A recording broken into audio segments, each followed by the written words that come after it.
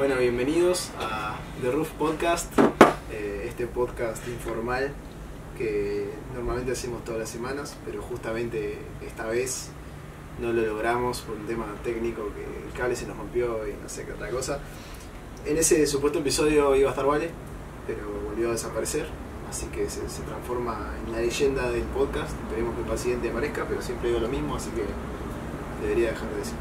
En esta ocasión tenemos otro invitado, a diferencia de la última vez que fue relacionado con la música. Esta vez tenemos a Rubén Garrido, canalizador magíster de registros acásicos y sacerdote budista. Esta vez le invoqué. Toma 15. Y últimamente a nosotros se nos estaba planteando determinadas cuestiones sobre la vida, la existencia, que lo veníamos hablando en distintas reuniones que tuvimos. Y bueno, esto que haces vos del budismo y de los registros acásicos tiene también un poco que ver con eso a nivel espiritual y a nivel de la vida en sí. No sé si querés contar un poco qué es lo que haces por segunda vez. Bueno, después de 2 horas que estoy hablando acá, es una práctica que estoy haciendo porque como nunca hablo en público, ellos querían ver un poquito, decir, mis pequeñas capacidades al respecto. Fundamentalmente una capacidad muy importante que deben tener todos los seres humanos, sí, que tienen que ver con el miedo, la vergüenza y el orgullo, que es la tolerancia. Entonces, a ver, cuando hablamos de espiritualidad, sería bueno hacer hacer una precisión importante. Es decir, no hay un mundo espiritual y un mundo material. Hay un mundo que nosotros no lo podamos advertir a veces desde nuestra conciencia o de nuestra forma de cómo nos han educado, de cómo vemos el mundo. Hacemos decir, esta persona es muy materialista, esta persona, es muy espiritual. En realidad no existe esa diferencia, es decir, porque aún quien vive en la materialidad, es decir, vive la espiritualidad aunque no sea consciente, y la persona espiritual generalmente sí es un poquito más consciente de la materialidad, puesto que por más espiritual que sea, las facturas de UTE y Antel las sigue pagando. Entonces también tiene una materialidad que cumplir. Bueno, yo supongo que lo ideal quizás es el equilibrio entre esas dos cosas, ¿no? Entre la espiritualidad y la materialidad, porque en definitiva estamos en este mundo, ¿no? En este plano, como decís vos. El budismo, precisamente, que no es una religión bajo ningún concepto. En ningún momento Buda quiso generar ninguna religión, aunque los hombres después hicieron a imagen y semejanza de las cosas materiales. Es decir, las religiones permiten también algunas formas de controlar a los humanos y manejar sus finanzas. En realidad la religión lo que hace en definitiva es tú dame el dinero y yo te doy espiritualidad. Y en realidad eso no debería ser así. Buda es lo que nos enseña, es un camino del medio, es decir, tomar del mundo material aquello que necesitamos y del mundo espiritual aquello que necesitamos. Es decir, ¿cuál es el fin del budismo como filosofía? Es que el hombre está aquí en este planeta para disfrutar, desarrollar, crecer, ser alegre, ser feliz, lograr el amor interno, el amor a sí mismo, es decir, y progresar como alma. Todas las almas, es decir, van progresando permanentemente en el universo. Como recién hablábamos un poquito de la existencia, ¿cuál es el sentido? ¿Cuál es el propósito de la vida humana? Ninguno. La vida no tiene, de ningún humano tiene propósito. El propósito se lo vas a dar tú. Pero no hay ningún propósito que venga marcado. Nadie si creemos en el libre albedrío, puede tener un destino. Porque si no, no hay libre albedrío. Entonces la existencia que es volvernos conscientes cada vez más de lo que somos. Y ese descubrirnos en ese que somos, vamos a encontrar el desarrollo de nuestra alma como tal. Diferentes estadios hay en el alma. Recién nos planteábamos si sí existe el alma animal, sí existe, el alma vegetal también sí existe y el alma mineral también sí existe. Son estadios de conciencia muy diferentes. Es decir, el gran salto, es decir, es al estatus humano, cuando el estatus humano adquiere autoconciencia, sabe que es un humano. ¿Y ese grado más alto para vos? No, ahí empieza el grado humano. Ah.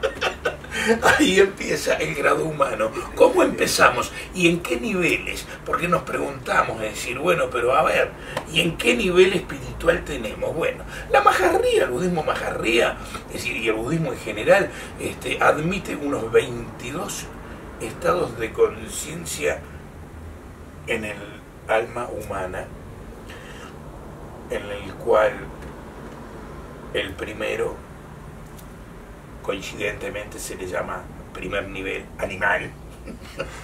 Es cuando sale del animal y va al humano, por primera vez esa alma. De ahí, y en esas zonas, es donde vemos la delincuencia, los asesinos, los violadores, los que no respetan ninguna norma, porque, por ejemplo, el gorila no invita a tomar un café a la gorila para tener sexo. Solo hace. Simplemente va, la agarra y tiene sexo. Bien, esos son los violadores, los asesinos, los delincuentes. ¿No? Después viene un segundo nivel. Esa gente podría decirse que tiene la conciencia humana solo porque es consciente que es humano. Es consciente que es humano, claro. Pero todavía las pulsiones que tiene, vienen de atrás. Y eso puede durar no 1000 años, por ejemplo, 1000 y pico de años, viviendo en esos procesos, en las reencarnaciones sucesivas, para aprendizaje, hasta que un día pega un saltito, ¿viste? O sea, viene dando saltitos, pero le cuesta. Viene por acá, saltitos, hasta que acá hay un límite grande que ¡pum! ¿Es voluntario el salto? No. Sí o sí Se van dando. Entonces, ¿a dónde llega? ¿A qué nivel llega? Se llama perseguidor gris. Es decir, es alguien que no hace más daño, pero por temor. No convencido éticamente. Lo hace porque recuerda inconscientemente que cada vez que hacía algo, le pegaban. Es decir, porque, a ver, o lo metían preso, o lo asesinaban, o no sé qué, no sé cuánto. Entonces, empieza... 1000 años en cana. 1000 años en cana. Por ejemplo, y en sucesivas, claro. En ese segundo nivel empieza a no cometer delitos, pero son almas que todavía están en un proceso de temor.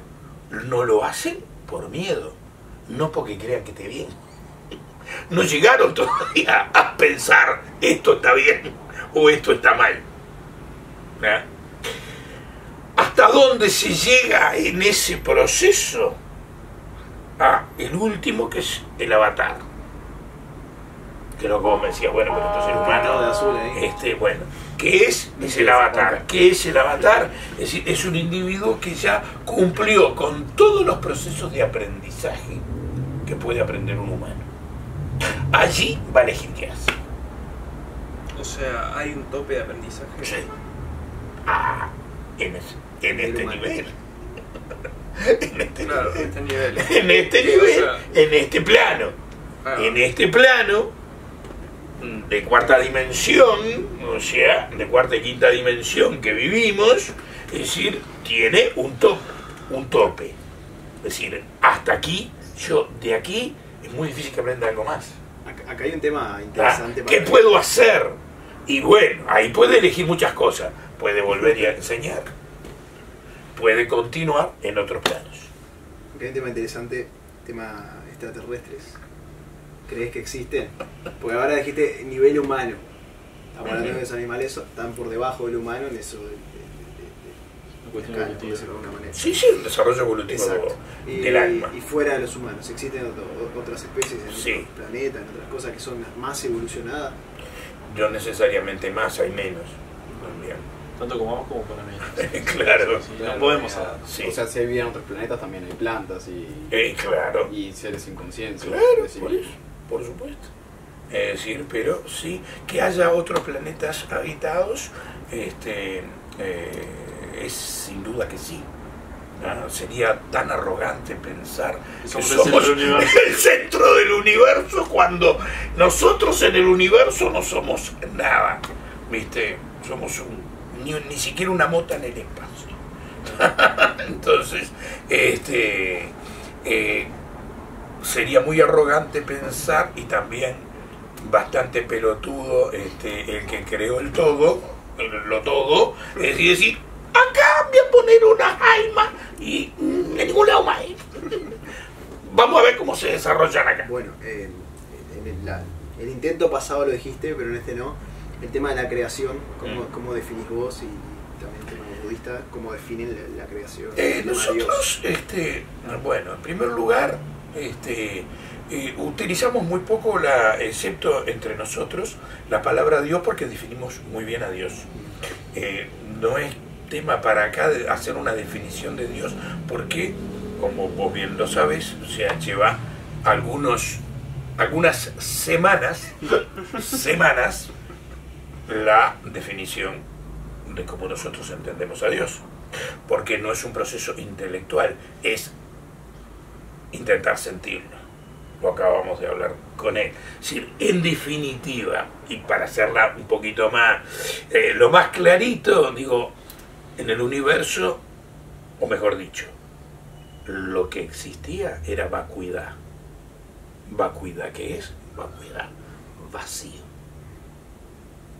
Ese vacío, por conciencia, se empezó a llenar de nada. Y esa nada reaccionó con la conciencia y se convirtió en el todo.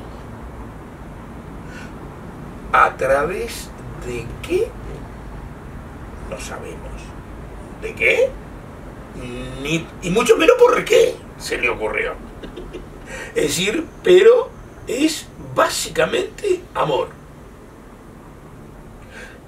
Se llama amor primordial.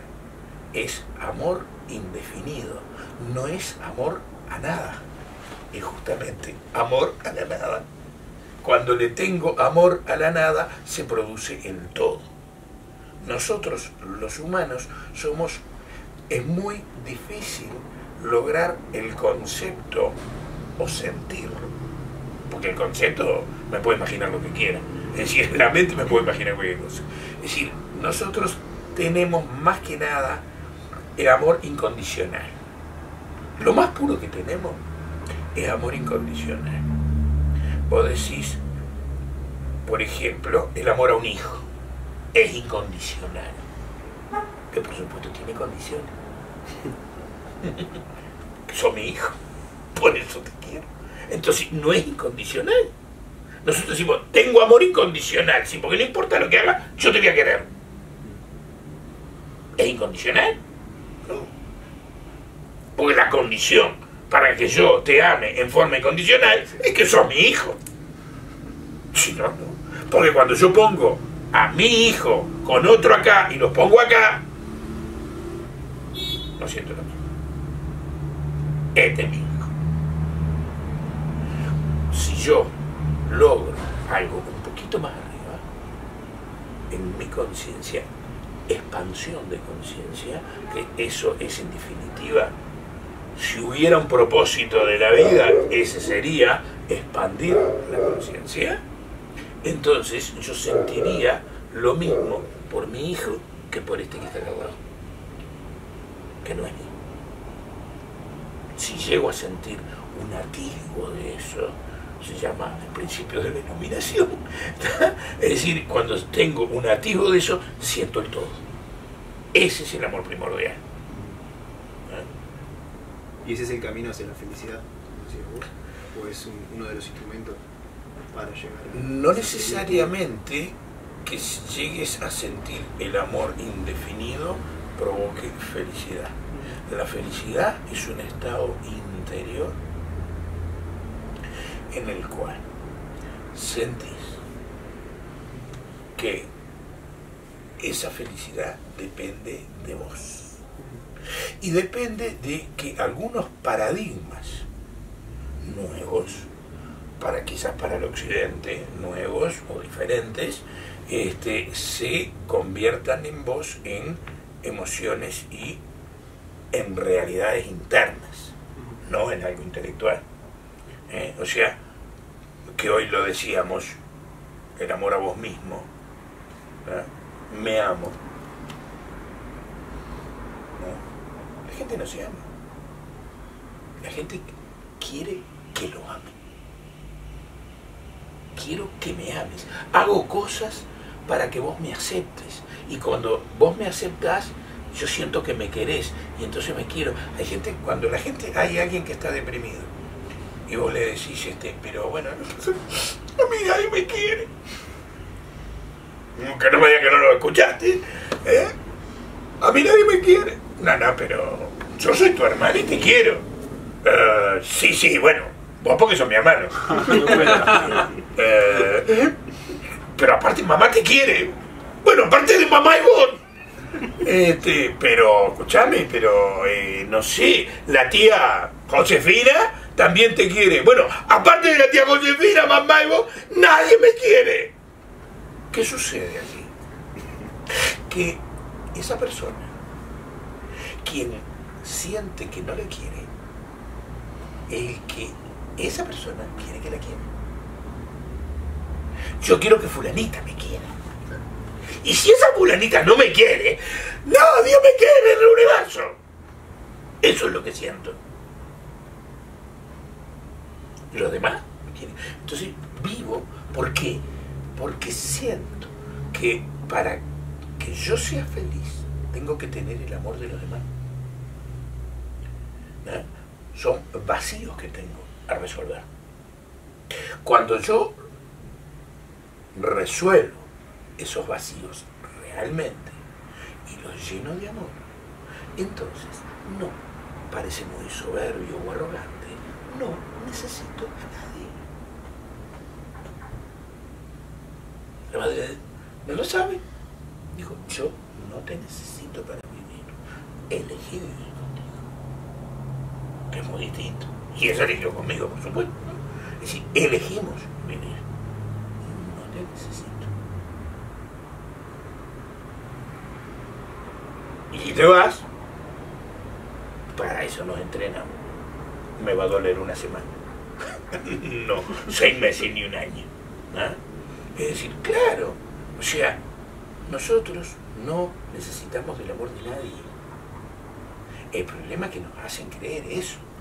Y nos hacen sentir eso. Y obviamente lo sentimos. Y si no tenemos el amor de los demás, nos sentimos los desgraciados. Pero no es así.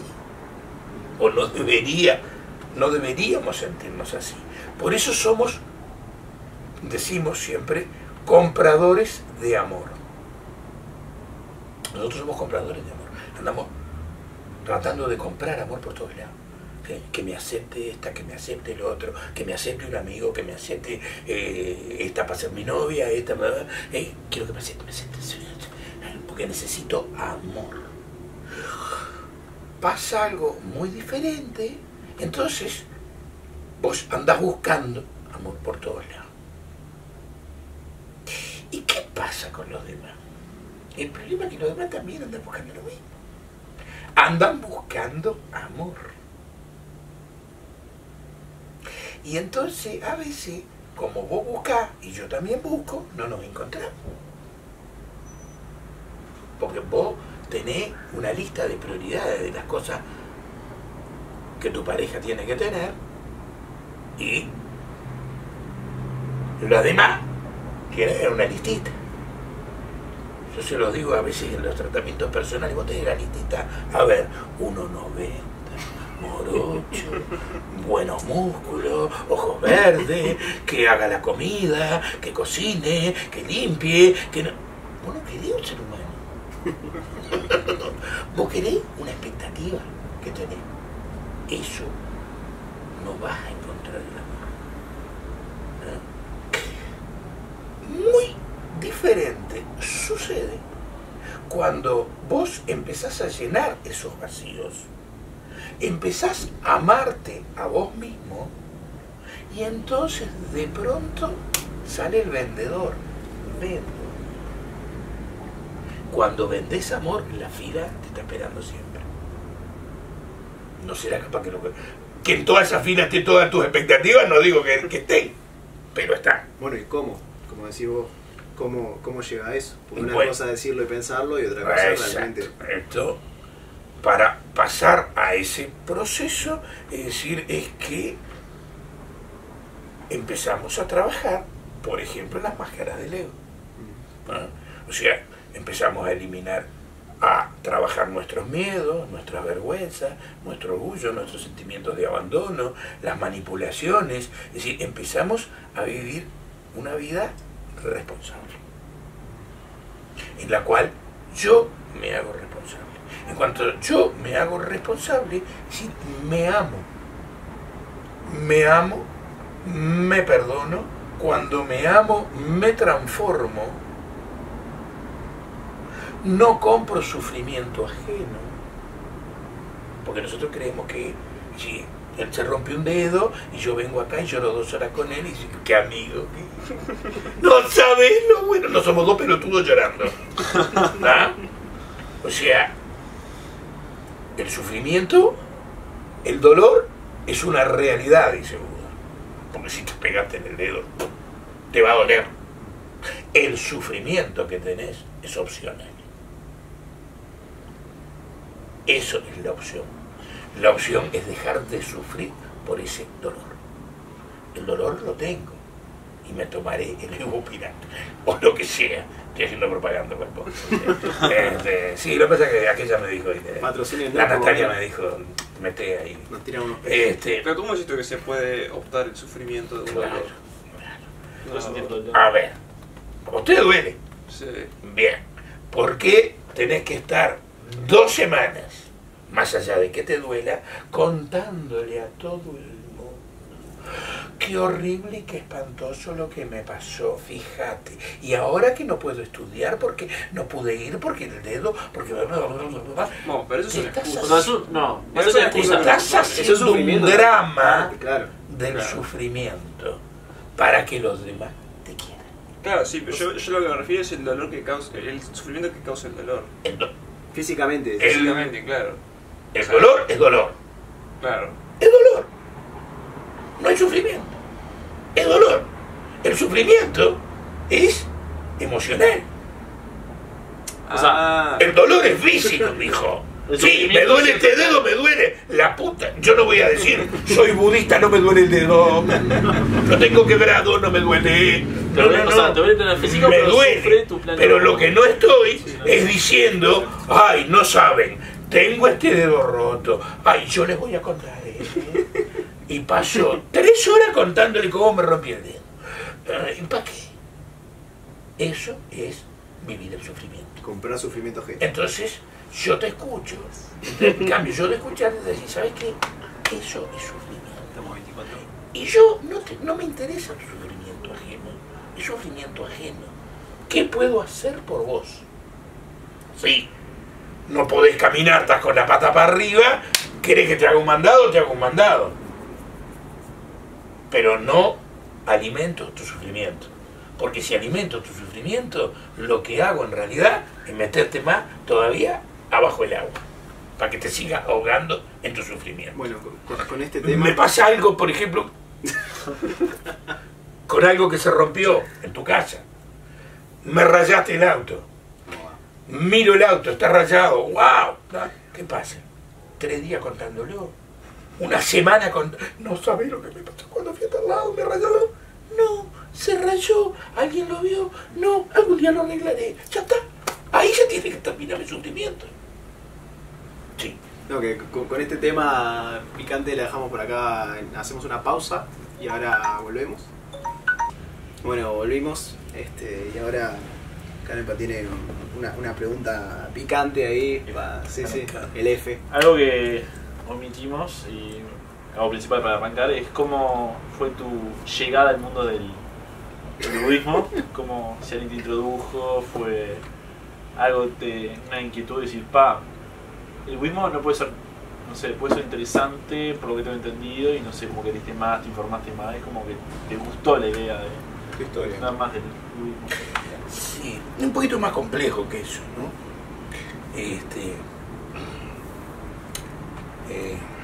Allá cuando yo tenía unos 20 años,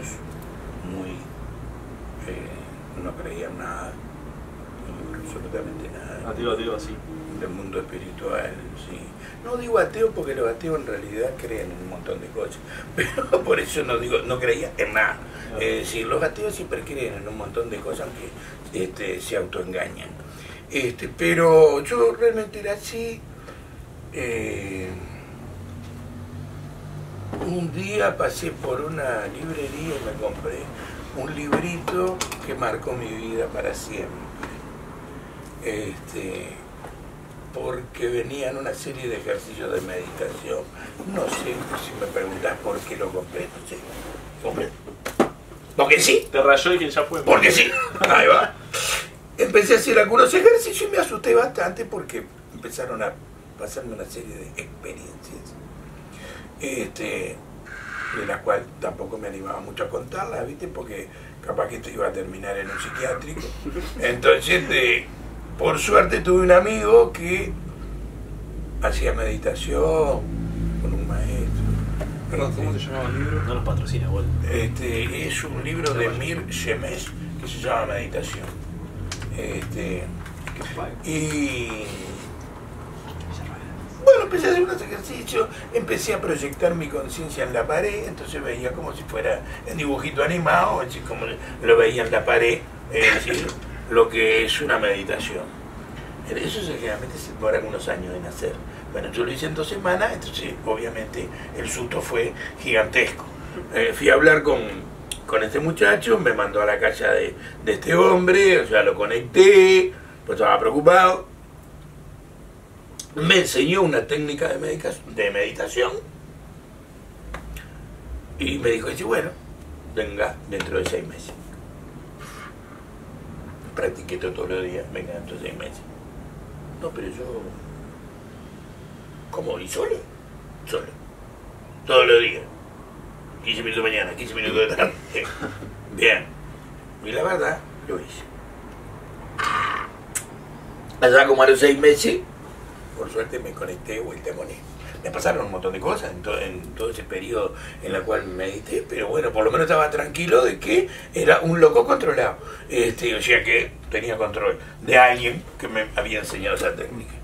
Así llegué, digamos, a los 6 meses, me volvió a ver, dijo, vamos a meditar juntos, meditamos ahí un rato. Yo poner era un jueves y me dice, bueno, el lunes empieza. ¡Wow!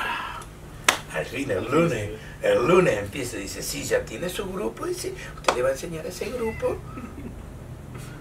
Pero yo vengo a aprender. No, usted va a enseñar. ¿Qué voy a enseñar? Yo no sé. Y esos 6 meses que estuvo, ¿para qué estuvo? Eso es lo que va a enseñar, lo que aprendió en estos 6 meses. Bueno, y ahí arrancó una historia. Después ahí pasé por una serie de lugares diferentes. O sea, advierto que yo fui a los 21 años, tengo 64, voy a cumplir. O sea, pasaron tiempito, en la cual, bueno, pertenecía a la Orden Rosacruz, fui conferencista internacional de la Orden Rosacruz, ingresé a la caballería templaria, es decir, como templario, es decir, bueno, caminé por un montón de lugarcillos. Estudié más en forma intelectual que otra cosa, es decir, el budismo mahayana, es decir, un poco el zen, entonces estaba más o menos imbuido de lo que era el budismo, y de pronto, hace unos años, apareció un maestro espiritual que lo conecta mi esposa, porque venía a Buenos Aires. Entonces mi esposa le dijo, ¿por qué no venía al Uruguay? Entonces mi esposa le dijo, bueno, él le dijo, ¿tú tenés alguna experiencia haciendo eventos de este tipo? No, pero mi marido sí. ¿Ah? Entonces el marido, que era yo, bueno, me conecté con él y vino por primera vez al Uruguay.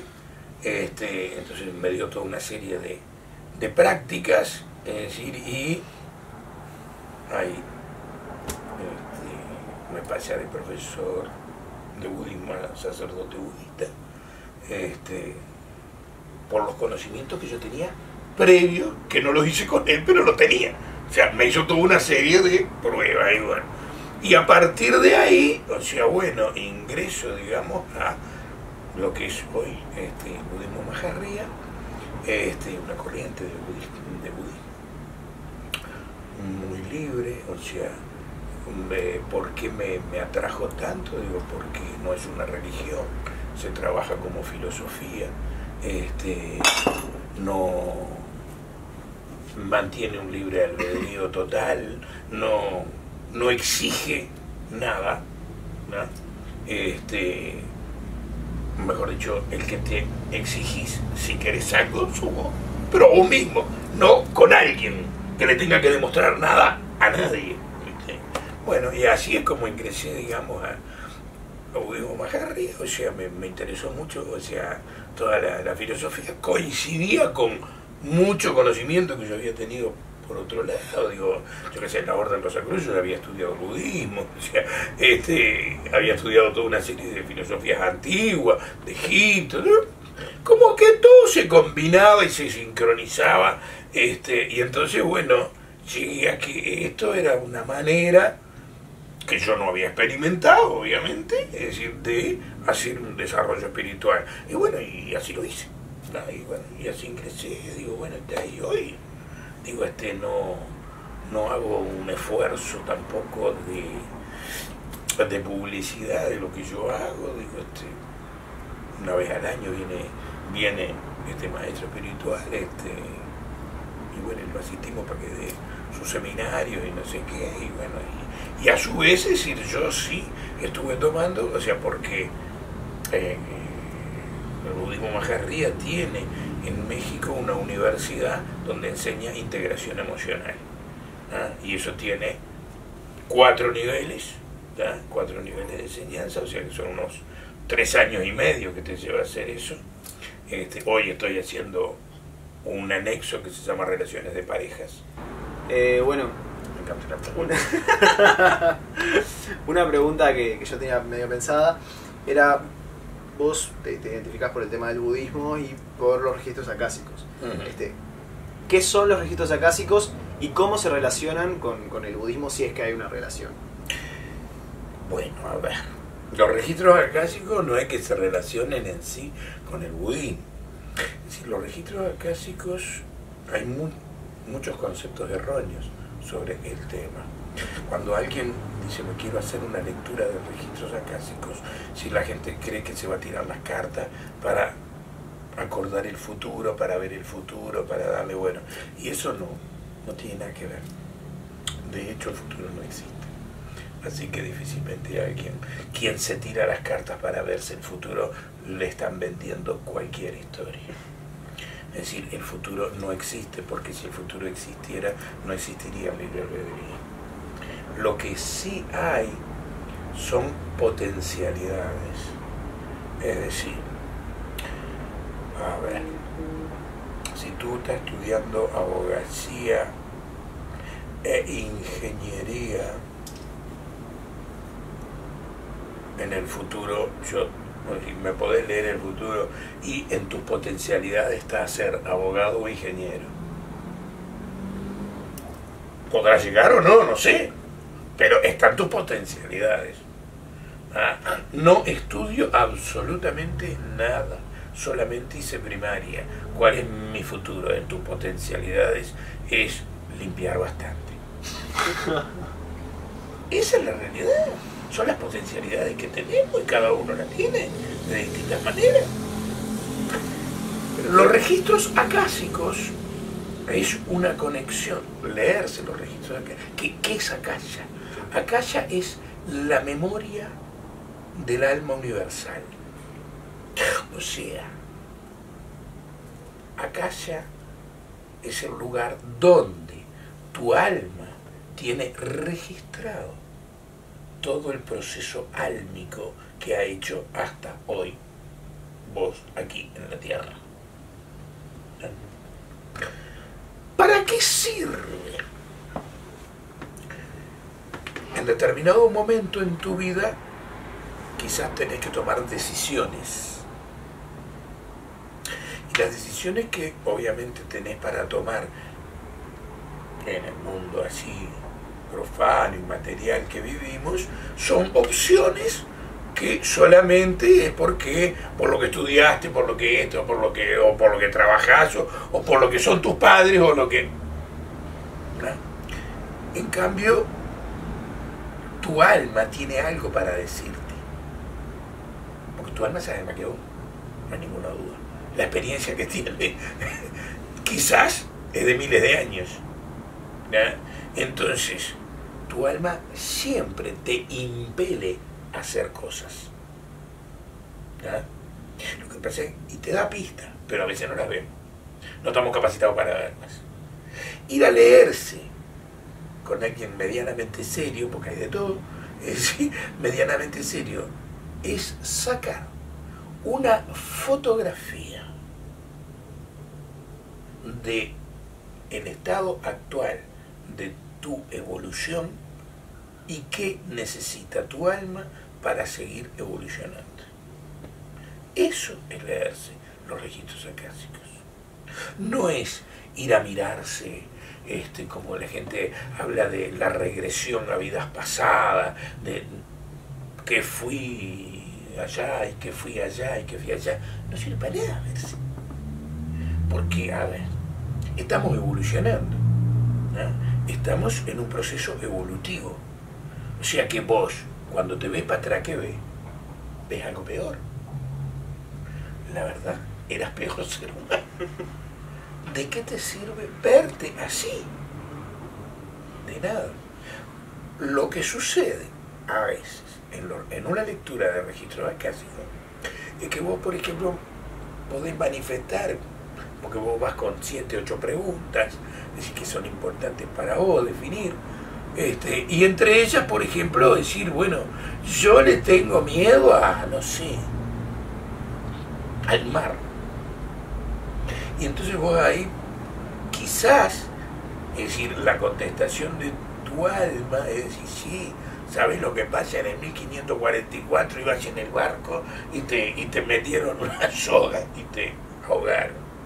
Entonces, ¿entendés por qué? Y el entender por qué, de alguna manera te va a ir quitando un poco ese miedo. ¿Ya? Claro.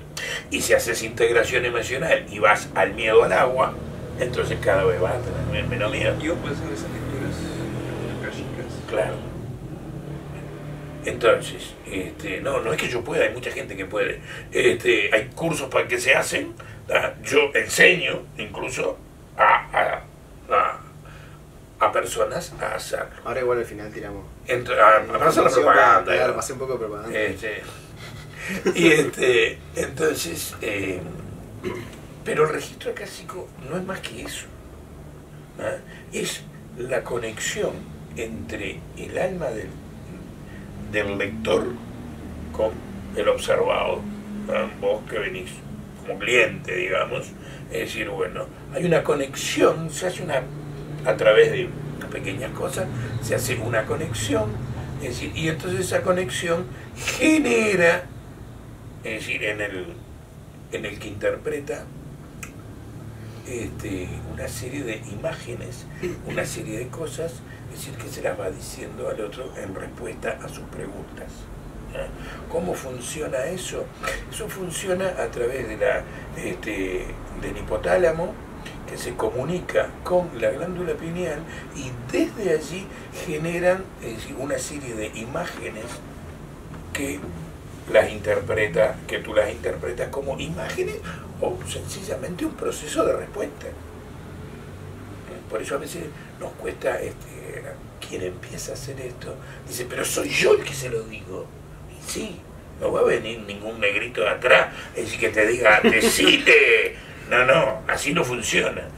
Es un proceso interno tuyo, ¿tá?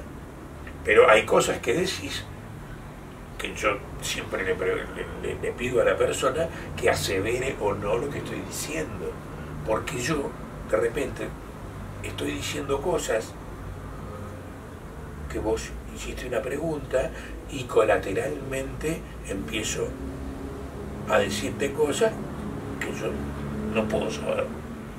Entonces simplemente que asevere si es así o yo tengo un cable mal conectado y te estoy diciendo cosas que no son. Yo he dicho a una persona decir que su papá no era su papá, más allá de que lo crió con su mamá, y que esa persona lo había sospechado siempre. Bueno, pero ella no me lo dijo de primero. Y yo se lo dije porque sí, lo tenía que saber. Nunca te van a decir algo que te haga daño. Siempre te van a decir algo para que tu alma esté mejorando, esté aprendiendo. Es un aprendizaje. Por eso yo siempre digo que es una foto del momento en que haces la lectura que necesita tu alma para seguir evolucionando. Esa sería la única pregunta que deberíamos hacer. ¿Qué necesito para tal cosa? Para seguir evolucionando. Bueno, necesitas seguir estudiando, no estudias más, haces esto, haces lo otro, yo qué sé. El muchacho que le faltaba una materia para recibirte de odontólogo y su alma le dijo, vos no tenés que ser odontólogo. Y empezó una carrera nueva y terminó una carrera nueva. Una materia nomás. Sí, le faltaba una materia.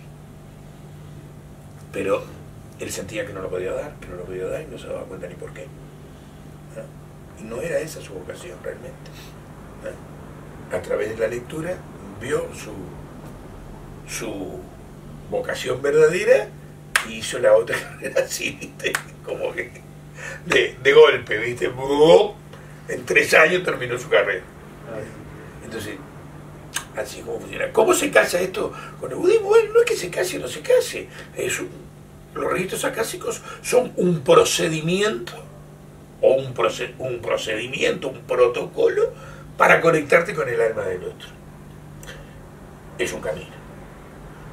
En el budismo también tenemos otros. Porque lo de los registros acásicos como técnica empezó a aparecer hace unos 25 años.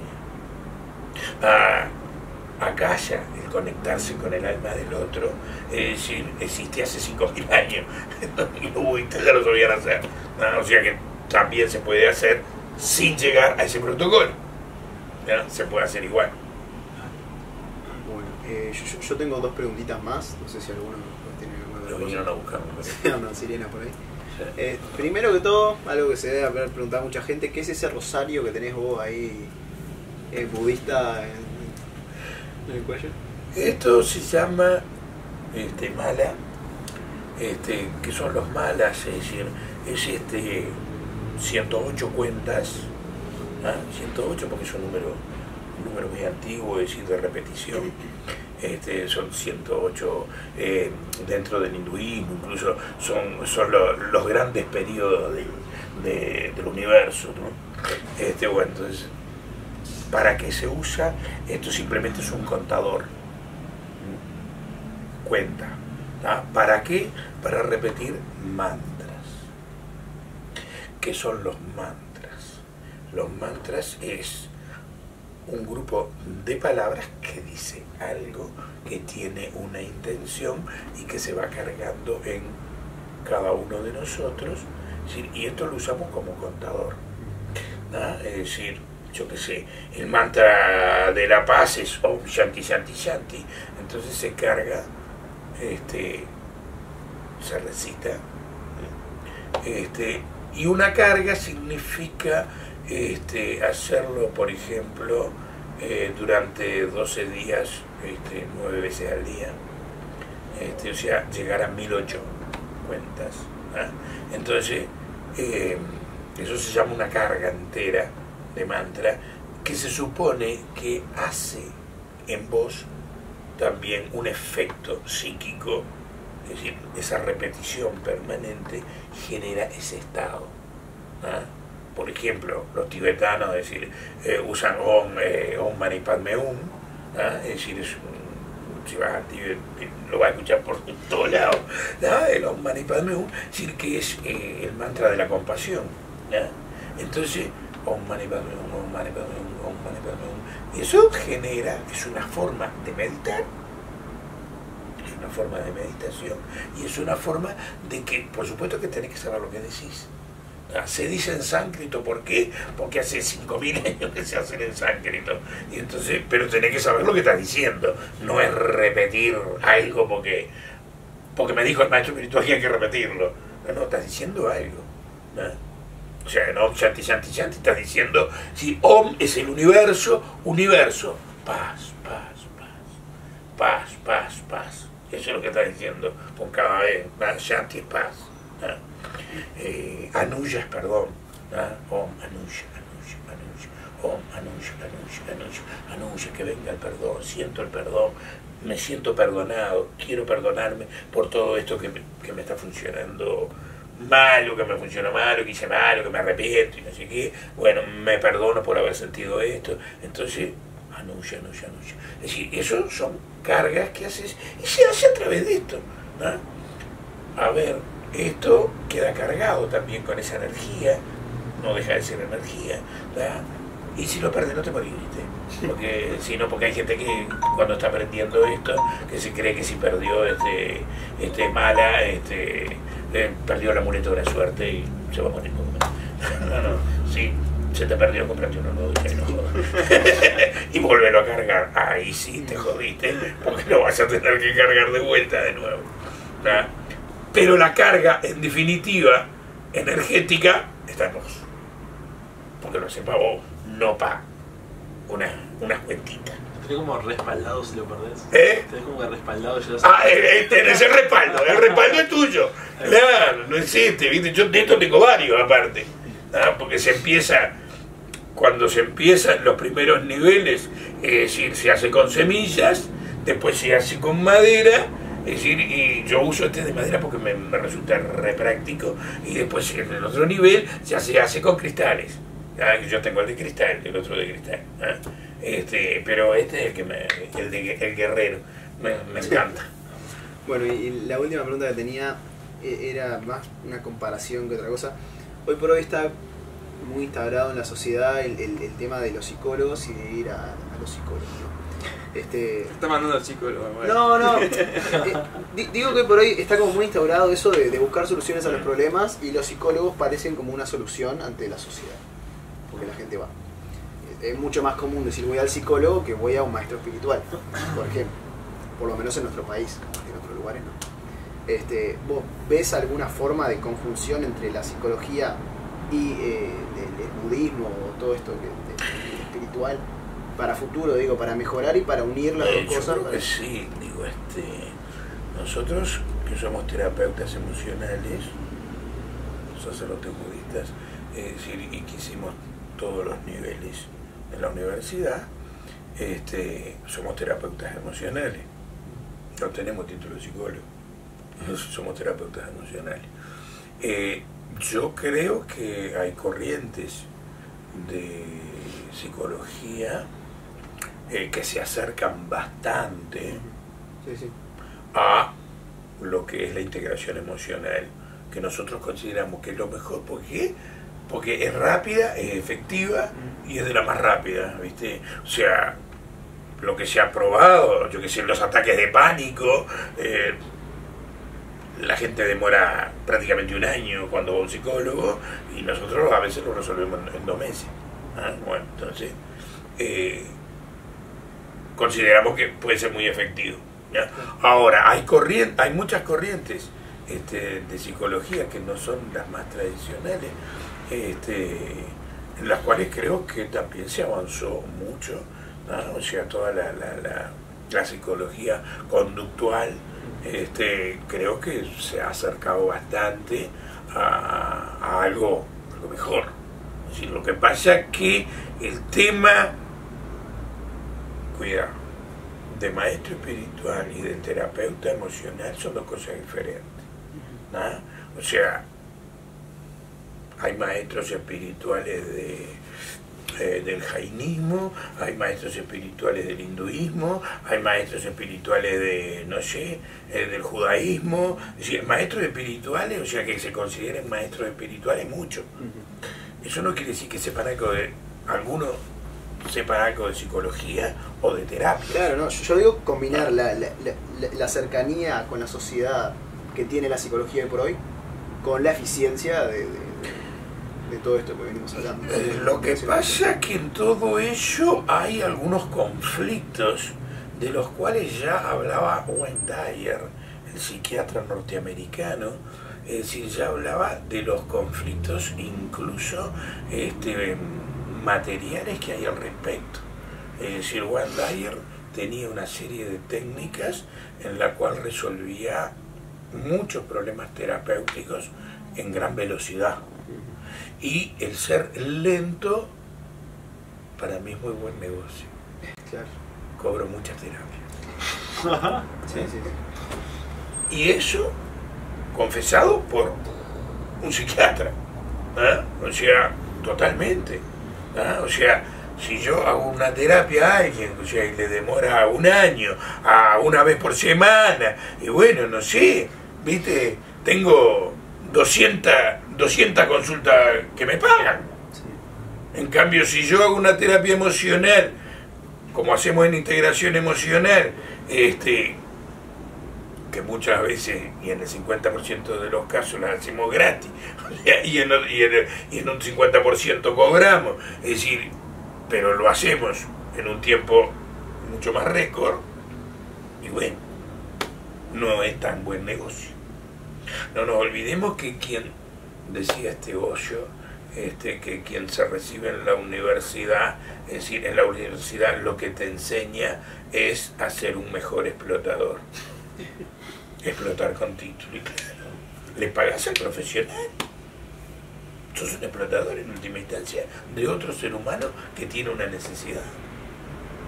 Digo, muy en macro, ¿no? Sí, aún si lo ayudás. Aún si lo ayudás, claro. Entonces digo, bueno, la cosa es muy relativa. Sí creo que se puede acercar. El problema es que es muy complejo llevar a la sociedad quiénes son aquellos eficientes y quiénes no. La gente es muy mediática. Nosotros somos muy mediáticos, queremos solución. ¿Qué solución queremos? Por eso existen las iglesias rápidas. Yo te pongo la mano. Estás salvado. Estás salvado. Tenés la semana que viene conseguir laburo. No sé qué, no sé cuándo. ¿Eso tiene efecto? Sí tiene un efecto en vos. Sí, porque si vos fuiste, vas, y aunque sea por orgullo, es decir, querés que funcione. Entonces, de alguna manera y por un pequeño tiempo funciona. Y entonces, vos me das dinero, yo te doy mi bendición. Ahora, vos no estás cambiando nada en vos. Vos seguís siendo el mismo. Y mientras vos sigas siendo el mismo, vas a tener los mismos resultados. O sea, si saliste de la escuela, va la potencialidad tuya a limpiar. Difícilmente salgas de la escuela y digas, en aquella corporación conseguís trabajo de ingeniero. Difícil, vamos. El que tiene que cambiar sos vos. O sea, una pregunta que tengo, yo como digo, Sí. cerrando, es comparándote a ti cuando recién empezaste y el ahora, tú de ahora, ¿cómo definías tu evolución? O sea, Bueno, mucha, poca, pudiste haber metido más. 7, Un 8. autocrítico. No vamos a ver sobre ella si querés. Vos ponés un sote si querés. Estrellitas, podés poner estrellitas. yo creo que... ¿Lo a sentís ver, un cambio, tipo una evolución humana muy notoria? Sí, muy fuerte. Muy fuerte. Creo que el leitmotiv del mundo espiritual y de trabajar sobre esto es realmente ser feliz. No tener momentos de felicidad, como dice la gente. ¡Ay, se tienen momentos de felicidad! No, yo soy. A mí no hay ninguna circunstancia del exterior que afecte mi felicidad. Absolutamente, y ellos lo saben. ¿Está? O sea, mañana es la lotería testigos. y es como que ¿Cómo? mañana ganás el 5 de lotas. No juego. Yo juego porque todavía tengo una... juego al 5 de oro porque todavía tengo un vacío al respecto. Sí. ¿Ah? O sea, pero sé que no lo puedo sacar. Lo tengo clarísimo que no lo puedo sacar. Porque cuando vos jugás al 5 de oro haces sufrir a otros. Eso es karma. Por eso los que sacan el 5 de oro no les va tan bien. Porque generaron karma. Porque tu felicidad fue a costa de mi infelicidad de poner plata y no sacar. Y eso genera karma. Entonces todavía juego porque digo, enfrento el karma. Pero en realidad me miento a mí mismo. Es decir, lo tengo clarísimo, de que sé que no lo voy a sacar nunca. ¿Ah? Es decir, pero ser feliz es eso. Nada del exterior puede quitar mi felicidad. Yo ya medité, por ejemplo, sobre la muerte de mi hija, que tiene 36 años, que vive en Estados Unidos y hace 6 años que no la veo. Yo hice meditaciones sobre la muerte de ella. Si hoy mi hija se muere, es una experiencia de su alma viviendo su experiencia humana. Eso no quiere decir que yo no vaya a tener un dolor, pero no voy a sufrir. Es lo que hablamos hace un rato. No lo que hablamos hoy. No le hago drama. Su alma vivió su experiencia humana y bueno, si se tiene que morir a los 40, se morirá a los 40, o a los 50, o a los 100, no sé. ¿Ah? Pero pongo eso como ejemplo límite. Es decir, ¿qué es lo peor que te puede doler? La muerte de un hijo. Bueno, eso, dolor, sí. Sufrimiento, no. Entonces no me va a quitar la felicidad. Porque la felicidad es algo que se conquista interiormente, que se va dando en forma natural. No es que vos lo armes como como un puzzle. Se va dando en forma natural.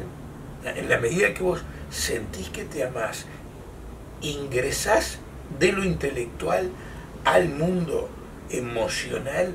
Esto que hablamos de me amo, me perdono, me transformo, es decir, no compro sufrimiento ajeno, todos estos paradigmas, cuando realmente los llevas de aquí a acá, ese es el proceso espiritual. Llevarlo de aquí a acá, porque acá podemos meter lo que quiera. Te leo cualquier libro. No estamos quedando sin tiempo. Lo dejamos para... Si quieren seguir hablando de esto, quieren hacer preguntas, comenten, pidan más videos con Rubén, que pueden poner preguntas y capaz que en algún momento las conteste. Hashtag Rubén is back. Si no te pasamos mucho y querés volver.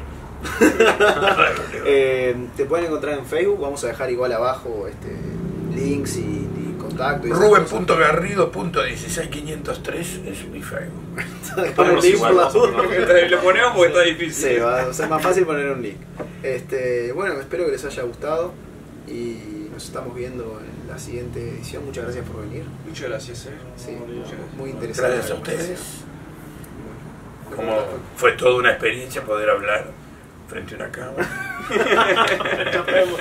Chao.